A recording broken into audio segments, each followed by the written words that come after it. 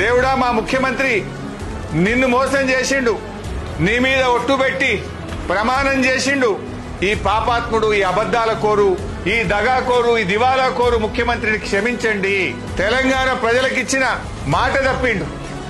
పాలకుడు పాపం చేస్తే రాష్ట్రానికి ప్రజలకు అరిష్టం చుట్టుకుంటారంటే ఈ పాపం చేసిన ముఖ్యమంత్రిని క్షమించు, తెలంగాణ ప్రజల్ని కాపాడు లక్ష్మీనరసింహస్వామి అని ఆ దేవుణ్ణి వేడుకోవడం కోసం మేము ఇక్కడికి వచ్చాం.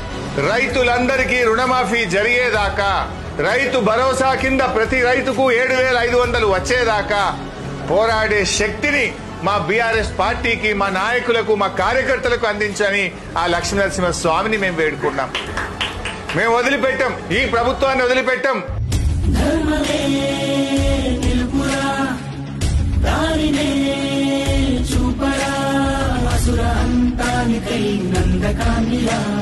చేతిలో పట్టిన కాలభైరవా సుమతికే